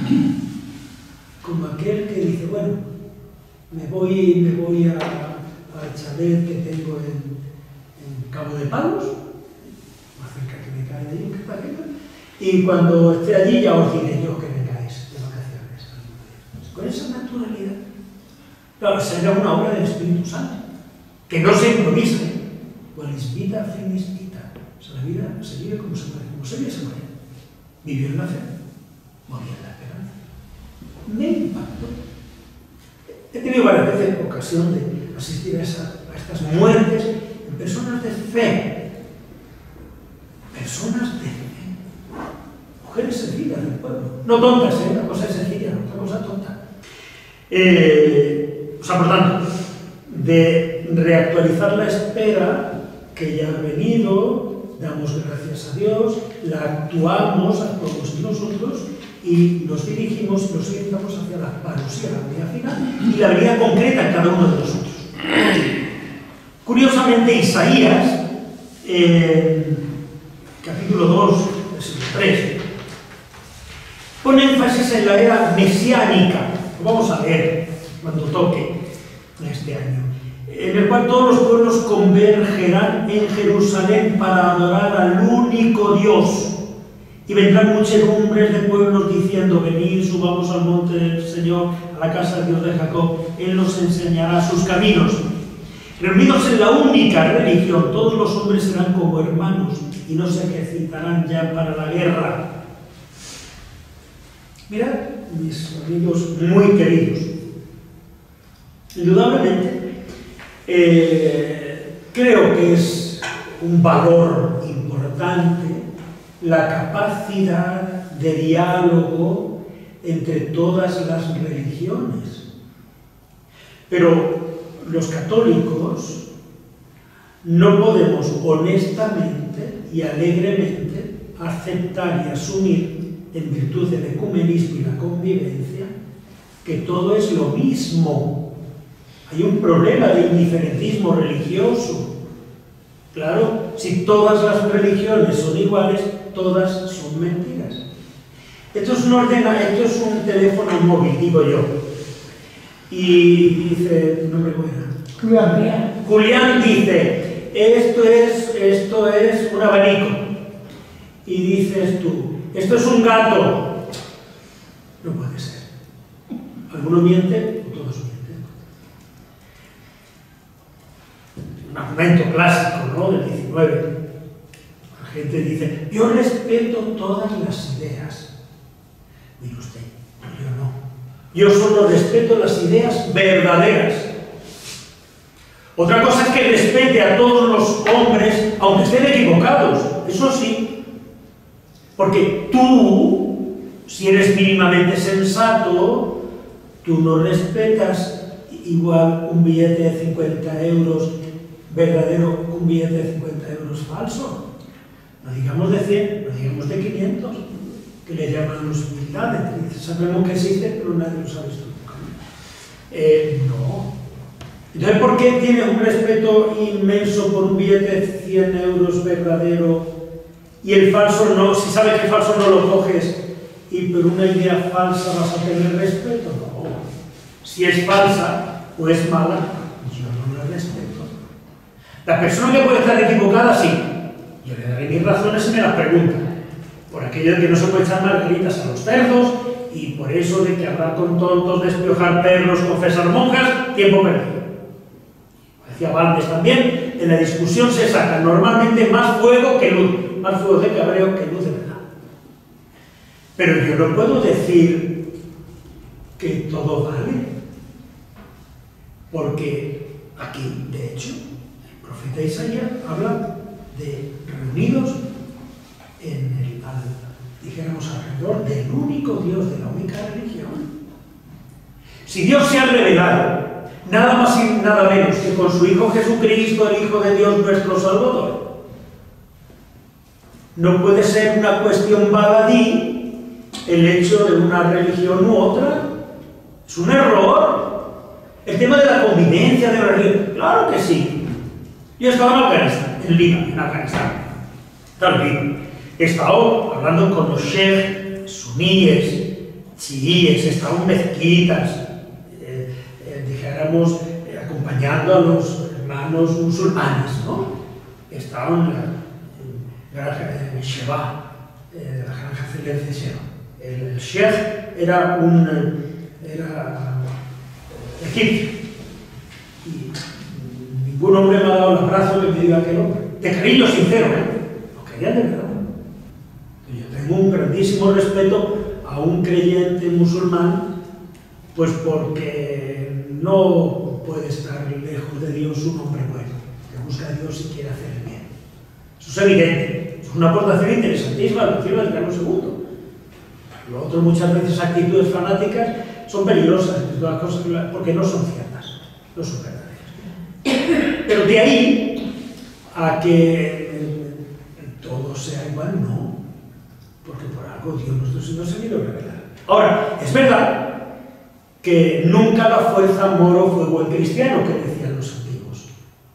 A nadie se convierte a biblazos. No. Es el Espíritu Santo el que en el interior trabaja las almas.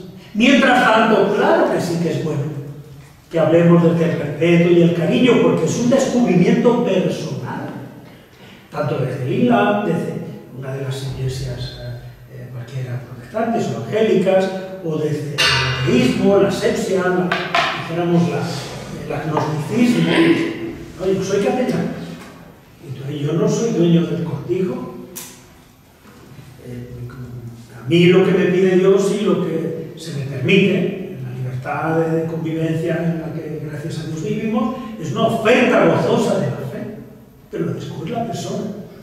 Pero por lo que decíamos antes de los españoles, el español acepta de mala gana, posiblemente todos los hombres, pero el español más, que lo obliguen a algo contra su voluntad. Entonces, cuando es una oferta gozosa de la fe, y mientras tanto se acompaña a cualquiera con un cariño y un respeto grande, los hombres, todos los seres humanos, los jóvenes especialmente, no son insensibles a la verdad, al bien, al amor. Realmente se sienten fascinados, lo dice el Concilio Vaticano II, también muy elegantemente. La verdad penetra, dijéramos, en las almas con mucha paz y acaba fascinándolas, acarreándolas por su propia fuerza. La verdad acarrea a los hombres hacia ella. Por eso es un error cuando a veces se ha intentado presionar, por algunas razones, políticas, económicas, sociológicas, culturales, las que sean. Tampoco hay que escandalizarse y estar siempre pidiendo perdón como doña Angustia, siempre llorando, ¡ay, qué malo hemos sido! Pues igual que todos, todo el mundo, en la vida del río canta una loca, cada uno se joroba cuando le toca, ya está. Cuando nos arreaba la morisma, pues subíamos para arriba echando humo. Cuando pudimos nosotros, pues venga, para abajo, para abajo, para abajo. Claro, eso es así. No hay que escandalizarse. Siempre llorando. España, ¡ay, qué malos! Es de conocer la historia y defender a capa y espada la dignidad del pueblo español, que no ha habido más grande. No ha habido más grande. Por tanto, hay que combinar verdaderamente que Dios se revela para un solo pueblo, adorar al único Dios, reunidos en la única religión. Todos los hombres serán como hermanos y no se ejercitarán más ya para la guerra. Jerusalén, en el texto de Isaías, es figura de la iglesia constituida por Dios, sacramento universal de salvación. Muchas veces el concepto de sacramento no se entiende. Para poder entender la Eucaristía, la Santa Misa, nos falta el concepto griego, quiero recordar que decíamos, ¿no? En teología. A veces creemos, bueno, pues que era una renovación del sacrificio de Cristo en la cruz, el catecismo tradicional. No, es una actualización. Cuando los judíos celebran la Pascua, la noche de Pascua de ellos no celebran un recuerdo como nosotros. El día de Navidad recordamos cuando Cristo nació. No. Es una actualización. Ellos celebran la Pascua y ellos se sienten beneficiarios de la liberación que hizo Dios en Moisés de la esclavitud de Egipto. Por tanto, la obra liberadora de Dios se actualiza en esa cena pascual. Y esa es la única manera de entender nosotros, dijéramos, la dimensión sacramental de la Eucaristía y de la Santa Misa. La Eucaristía es acción de gracias. La Santa Misa es un concepto más amplio. La liturgia de la palabra, la introducción, la comunión del Padre Nuestro. Es decir, por querer, dijéramos, decir un término más apropiado, dejamos la misa un poco manca, ¿no?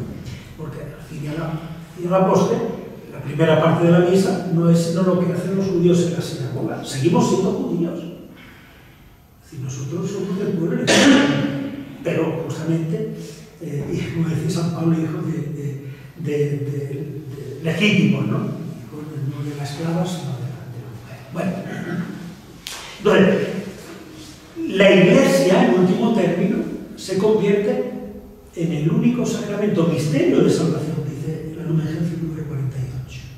Misterium, en latín se dice sacramento. Es un misterio. ¿Eso qué significa?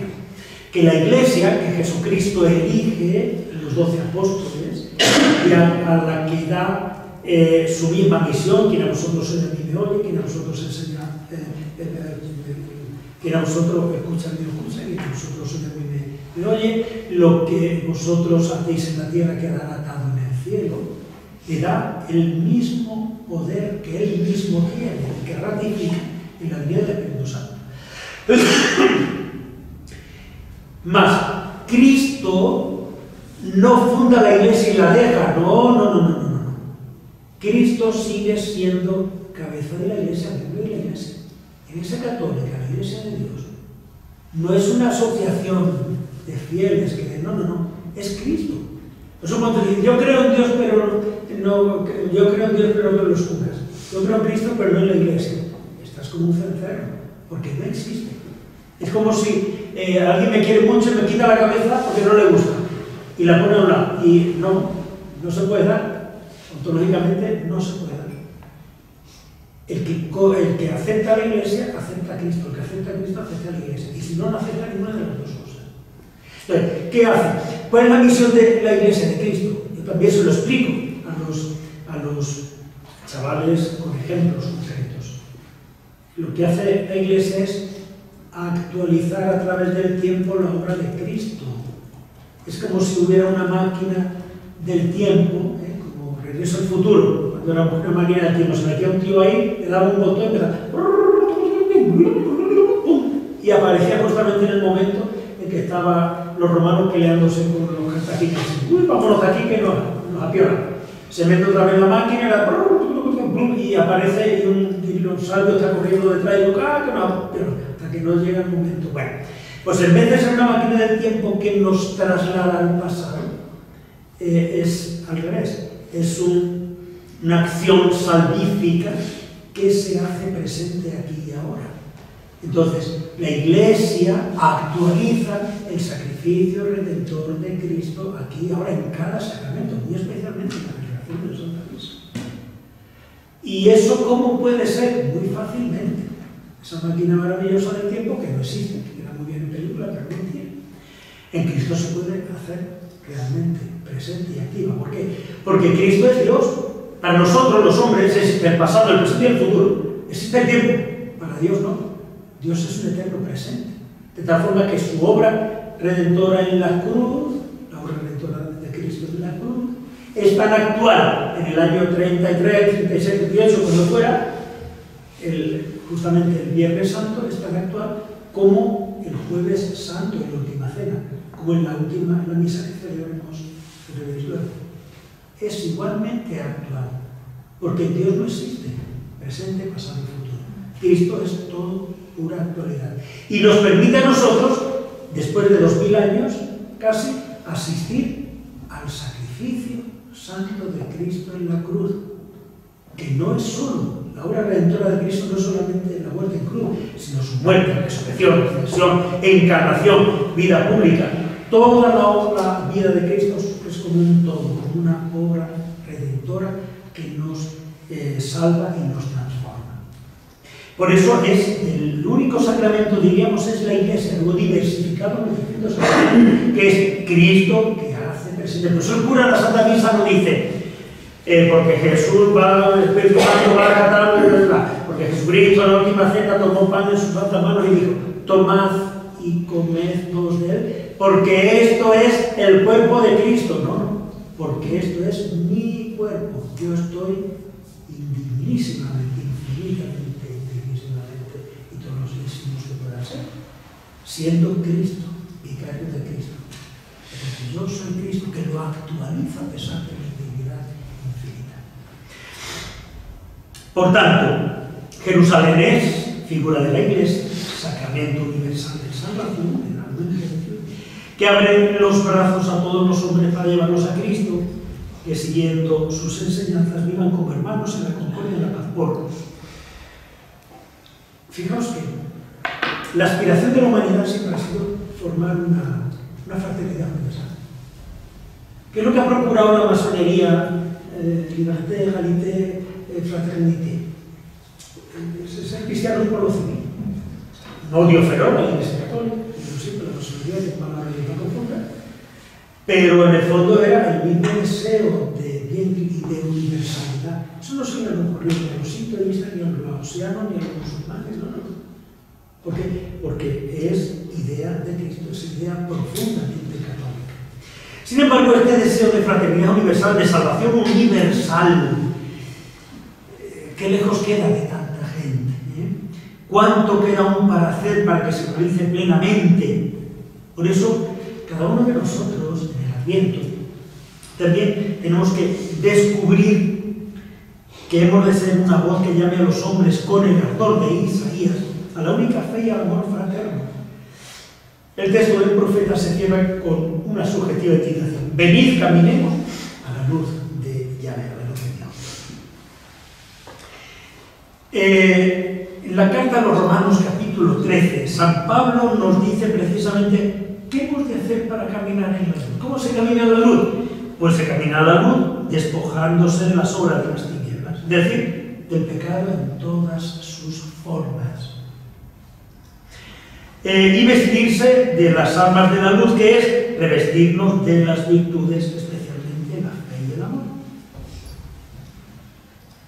Fijaos, es verdad que nosotros todavía hemos vivido, como los que ya hemos cumplido 45 años, hemos vivido una época en la que se nos insistió excesivamente.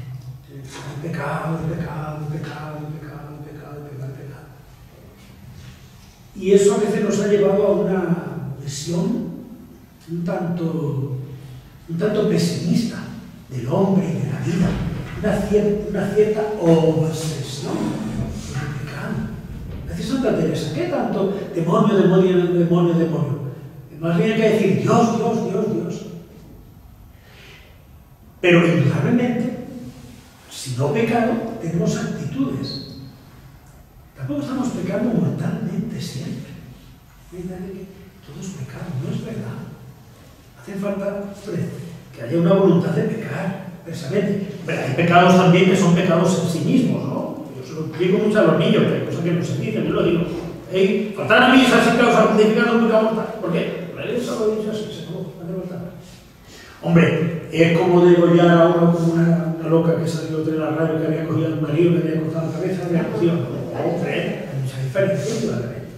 Yo creo que por loca o fumar. Pero tampoco vivir con un corazón en un puño.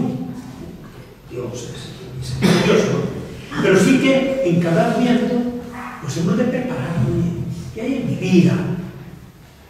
Con mi marido, con mi mujer, con mi hermano, con mi vecino. La vida, sobre todo en el ámbito rural, que somos muy peculiares, ¿no? Pueblo pequeño, infierno grande, han dicho siempre en La Mancha, ¿no? Pues es necesario que se hagan las cuentas. Pues tengo un motivo para hacerlo, sí, pero bueno, a Dios y con Dios tampoco cuesta tanto. Hay gente a la que hay que hablarle bien y verlos mal. La corrección, ¿no? Me parece que Dios no ha pasado por nuestra vida. Cada uno debe pensar, haciendo siempre, oye, ¿cuáles son las obras de las tinieblas en mí? A veces no afectan a nadie, simplemente que me hago comodón. Me justifico que ya no soy tan joven. Pero oye, Jesucristo, nuestro Señor, se pasa muchas horas en el sagrario solo. Oye, ¿por qué no pensar en hacer un rato de compañía? ¿Por qué no pensar, sé que se hace, lo hacéis, visitar enfermos, estar un ratico? No está enfermo, pero está solo, Es que parar con un piojo verde, con mayor razón. Un ratito, está con ella. Más que juzgar a las personas, acompañarlas gozosamente. Aceptar a las personas tal como son. Es un arte que en la milicia nosotros tenemos que hacer. Es decir, el capellán en las Fuerzas Armadas, dije antes, no es el cura del pueblo que manda y dice, no. Es el que hace una oferta gozosa, respeta a cada uno tal como es. Y cuando la persona se siente, que os voy a contar una anécdota que es un cabo en la brigada paracaidista, de que llegué, lo conocimos, su familia había sido un testigo de Jehová y bueno, pues cuando el gato encarnado del agua fría huye, ¿no? Entonces acabó escarmentado de la religión ateo. No tiene formación filosófica ni teológica, pero tiene una cierta agilidad dialéctica. Y hablábamos mucho de las razones, total, que él seguía en su ateísmo. Alguna vez le he hecho una mano porque le había comunicado alguna cosa, algún análisis, hablé con los mandos, todo eso va haciendo. Yo soy ateo, el pater es otra cosa, y sin embargo me quiere, me ayuda, no mira, ¿no?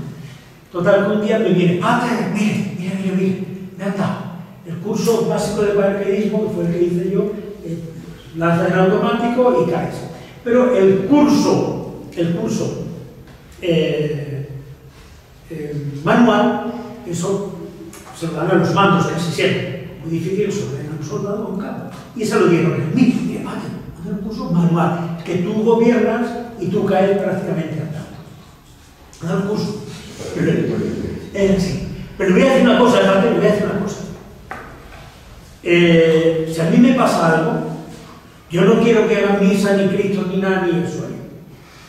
Pero eso sí, le he dicho a mi padre que el único que quiero que hable sea usted. Que ateo Maragall, ¿verdad? Clarísimo. Eso como decía un teólogo alemán, decía, ya quisiera yo que los creyentes alemanes tuvieran la fe de los ateos españoles. Pues es la prueba. Quiero que además mi padre ya lo sabe. Y le digo, mire, hijo del alma, digo, no te va a pasar nada, porque yo voy a rezar para que no pase nada. Y digo, pero si te pasara algo, porque Dios no va a permitir, yo soy el primero que no toleraré que se haga ningún acto religioso y diré lo que puedo decir. Total, que acabo de decir porque no hay. ¡Ay, increíble! ¡Qué maravilla! Aunque tengo que decir una cosa, que estaba a punto de darle la razón, claro, a 1500 metros, se ve aquello así, una línea de mierda, la que me voy a pegar. Y ella, pues claro, contigo, ¿cómo no va a existir Dios? ¿Que ha hecho todo lo que se hace solo o no se hace solo Dios solo, va a hacer todo? Me digo, son, como digo, argumentos ad hominem, pero ¿qué manifiesta esta actitud de este muchacho? Estaba muy herido porque había estado una secta. La secta es daño inadmisible. Pues que en el fondo hay una serie de problemas. ¿Por qué se aferra a mí, aunque yo para él pueda ser una buena persona? No, que yo represento de alguna manera la predicación y la verdad que es Jesucristo, que es la fe cristiana y católica, que sabe esperar, porque me dijo una vez un cura, que había su hippie, había su comunista, era catalán, había sido de todo, un hombre bueno, un hombre de Dios. Y como yo soy tan apasionado, cuando empiezo a echar el pumarajo por la boca, no me controlo. Y me dijo, ay, Francisco, cada uno se entera cuando le toca. Digo, caramba, qué verdad. Las personas nos enteramos cuando nos toca. Paso mil veces por ahí, te han dicho mil veces eso. Y justamente una vez en un retiro descubres que no, que las personas se enteran cuando les toca. Por tanto, nosotros hemos de estar dispuestos a predicar, ¿no? A revestirnos de las virtudes, y esto con más urgencia que nunca, porque dice, ahora nuestra salvación, dice San Pablo, en el texto que es Romanos 13, nuestra salvación está más cerca que cuando empezamos a caminar. La historia, nuestra historia se dirige hacia el retorno de Cristo, hacia la parusía, que debe estar presente. Cada misa decimos después de este sacramento de nuestra fe, anunciamos tu muerte, proclamamos tu resurrección, ven Señor Jesús. La Iglesia está siempre encarada a esa venida al fin de los siglos. Debe ser acogida esta actitud de esperanza, con fe, con esperanza y con caridad, vivas y operantes. El mismo Jesús nos dice, vigilad y orad, porque no sabéis la hora en que va a venir vuestro Señor. Y como digo, no solamente la parusía, sino la venida a cada uno de nosotros. El mundo se acaba para nosotros, el fin del mundo para cada uno de nosotros es el día de nuestra muerte. Y este debe ser el día más hermoso, el principio de la vida eterna. Por eso, Mateo 24, 44, habéis de estar preparados porque a la hora que menos penséis vendrá el Hijo del Hombre. Estos textos muchas veces los hemos escuchado con una cierta amenaza, ¿verdad? Un cierto susto. ¡Uy, Dios mío! ¡Qué miedo! Pero en realidad, el otro día un compañero contó una anécdota, ¿no? Un señor vivía solo, llevaron al hospital, tenía un perro, y el perro detrás, la puerta del hospital. Y no, el perro hasta que no examinan al hombre, el hombre estaba muy bien, estaba casi muriéndose. Y cuando ya pasan los médicos, venga, abre la puerta del perro. El perro prefiere una alegría. Eso sería muchas veces, posiblemente sea cuando nosotros en el purgatorio. Estamos deseando entrar a ver al Señor, pero no nos dejan. Nos abren la puerta y ya entramos y estamos en nuestro destino final. Vamos a pedirle nosotros a Dios nuestro Señor que en cada adviento que es nuevo, cada adviento es nuevo, renovemos estas actitudes de los padres de Israel, renovemos, dijéramos, la realidad vivida hace 2000 años con Jesús encarnado, muerto, con nuestra salvación, lo que es la venida, y actuar los efectos de esa venida en nosotros, y eso nos proyecte a la venida definitiva que es la parusía, como actitud vital siempre, de espera, con el equipaje preparado, siempre con el equipaje preparado, la tarea hecha, el corazón, gracias a Dios. Y si viene antes, pues bueno, eso nos ahorramos que no tenemos que pagar más al médico y más a Hacienda. Si viniese Dios hoy, ¿cómo lo reconoceríamos? Entonces, claro, ¿cómo vendría? ¿Cómo vendría? A nosotros que estamos esperando a Dios, cada uno tenemos una imagen de Dios distinta. Y cada uno tenemos una percepción de Dios totalmente distinta. Y todos cada vez estábamos allí, pues claro, tenemos una percepción totalmente distinta, totalmente, o sea, uno de otro. O sea. Para unos es como es padre, aunque peque, aunque no sé qué, como es padre, siempre va a recibir. Mira cómo recibe el hijo pródigo. Sí se arrepiente, porque estaba arrepentido, ¿eh? Pero si no te arrepientes, no. Es la justicia de Dios.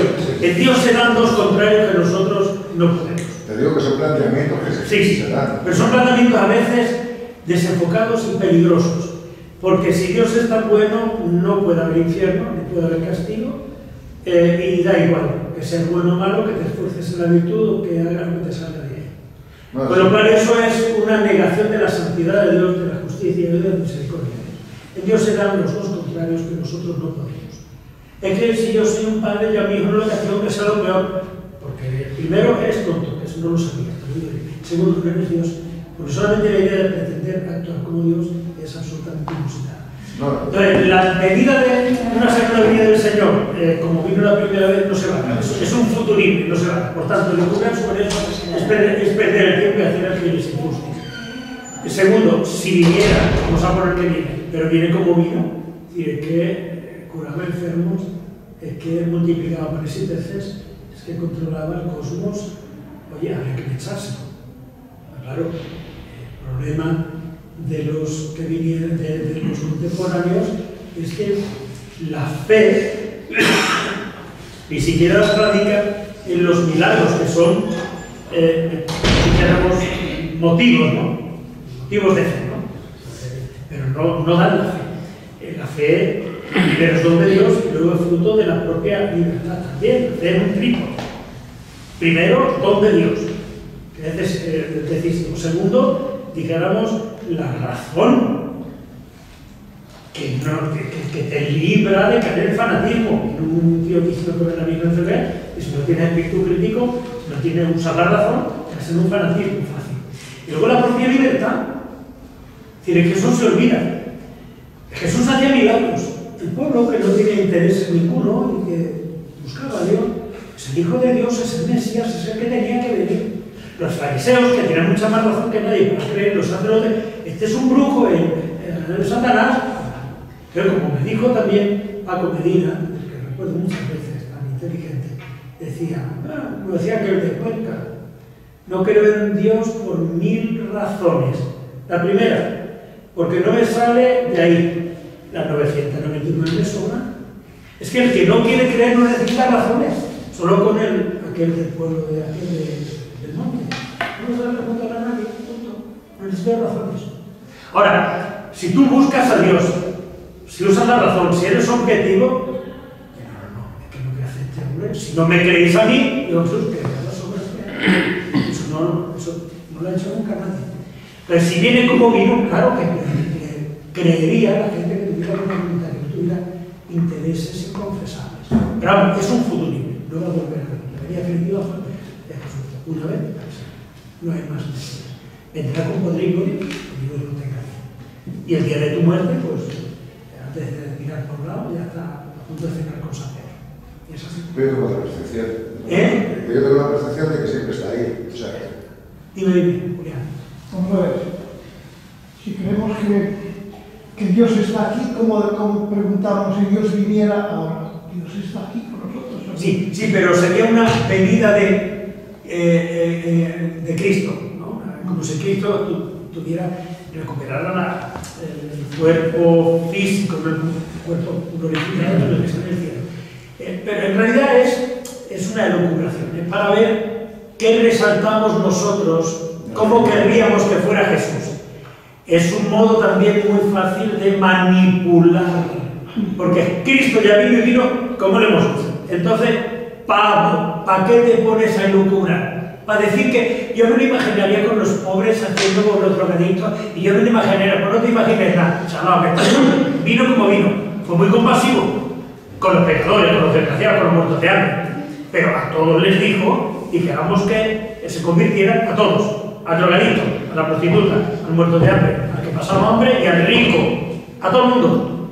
O sea, en el fondo, es que hay mucho clérigo estúpido, mucho teólogo infame, que lo que pretende es marxistizar la teología para hacerse perdonar que creemos en un Dios al quien no hemos visto ni tocado ni palpado. Hacerlo a su manera, vamos. Claro, llevarlo a su molino, que es lo que hay detrás de esas elucubraciones. Vamos, eso en el que lo sabe. En el tonto del Lava, que lo que hace es, porque queda muy bien, una ley de una revista de pastoral, coño, con lo fácil que es leer la vida del santo cura de Az, la vida de San Manuel González, y dejarse de revistas de pastoral, que no saben nada, más que Mariana Pérez.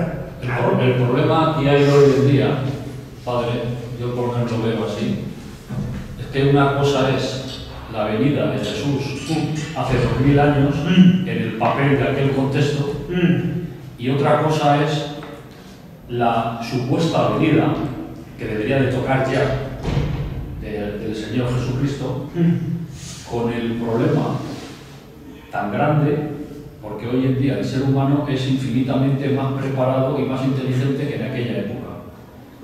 Bueno, vamos a ver. Primero, es muy peligroso, pues se ha dado siempre, siempre. Es muy peligroso caer en lo que una palabra se puso de moda hace un tiempito, la conspiranoia. Es muy peligroso. Porque uno tiene que saber que efectivamente pero también todos los grupos humanos, todos, no tiene la iglesia de Dios, no levantarán la masonería, entre ellos. Por igual de hijos de soltera frívola que en todas partes, se los hay en la curia vaticana, en la curia de Cuenca, y los curas de la Ciprestado, y en la cofradía de nuestro Padre Jesús Nazareno, y en la de la Virgen de las Lágrimas, no va a haber problemas entre la masonería, que hay más cuartos que gobierno y poder que tocar, los hay. Por tanto, es peligroso caer como si fuera una especie de conspiración universal para la iglesia de Dios, la defiende Jesucristo, y la puerta del infierno no permanecerá.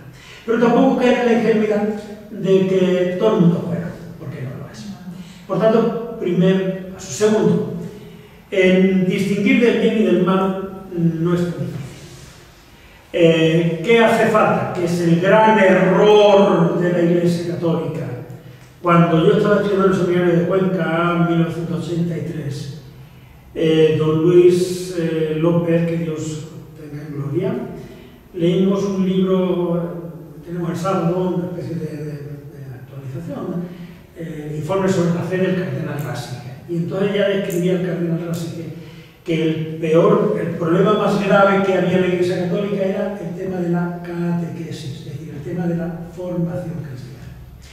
Por tanto, el problema no es que el mal y el bien estén mezclados y no haya maneras de distinguir, sino que no hay formación cristiana y por tanto no hay criterio.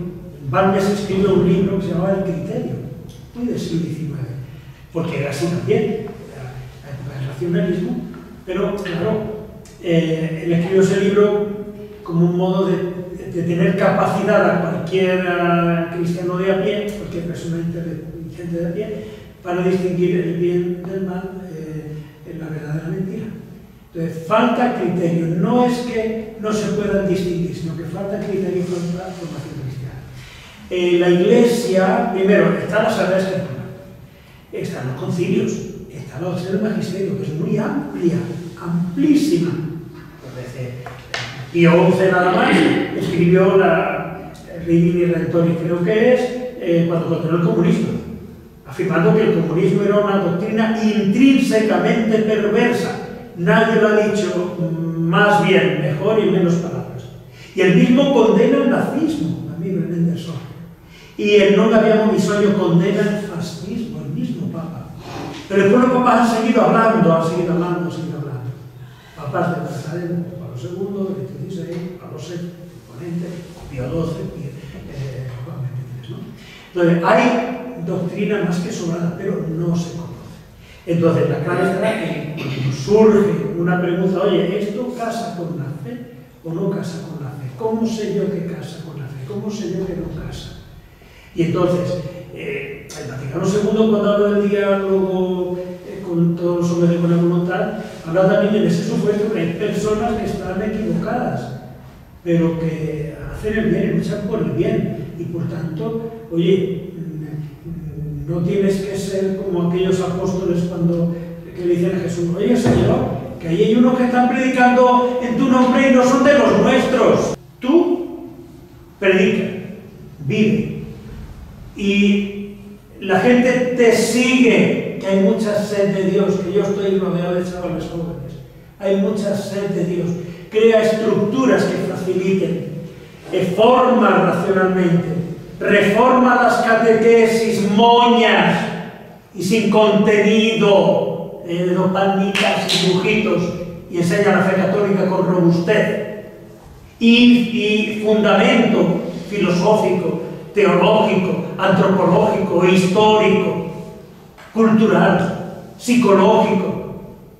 Y te digo que no tienen media torta.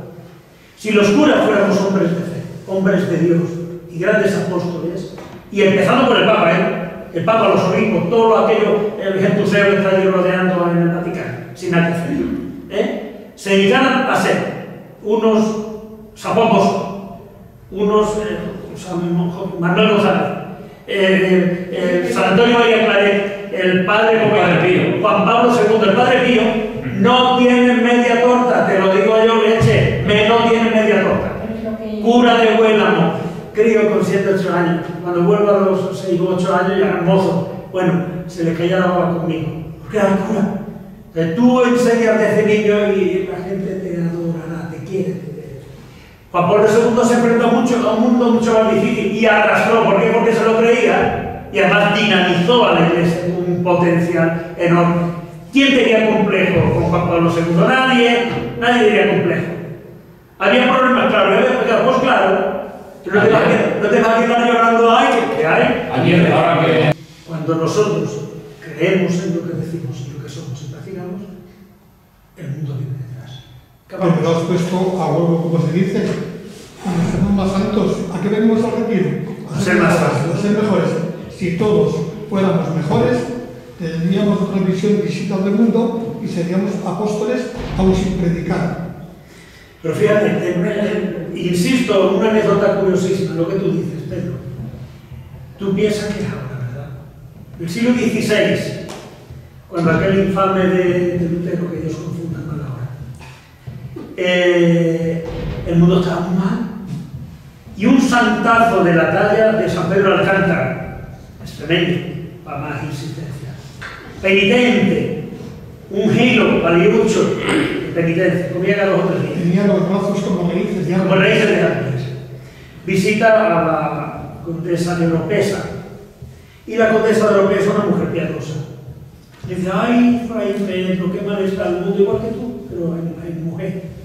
Y el aristócrata, es un muerto de hambre con Dios, como plebeyo.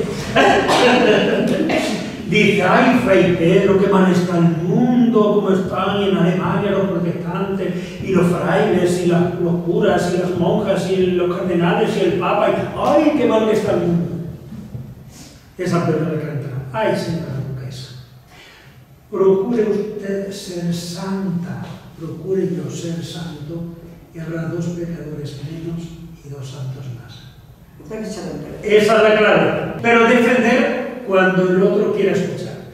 O sea, si lo que quiere es traer, poner en práctica lo de don José Guerra Campo, que es Santa Gloria. Los escupitajos y las pedradas se esquivan, pero no se responden.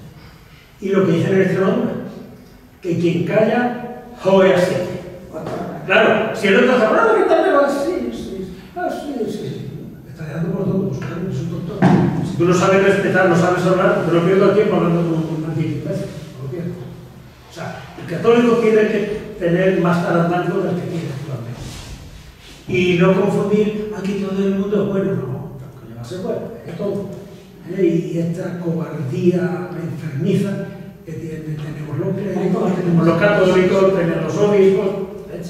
Entonces hay que evitar la confrontación, porque eso siempre nos daña. Las confrontaciones y las discusiones y enfrentamientos públicos, por eso a veces yo creo que los señores obispos no dicen nada. ¡Ave María Purísima!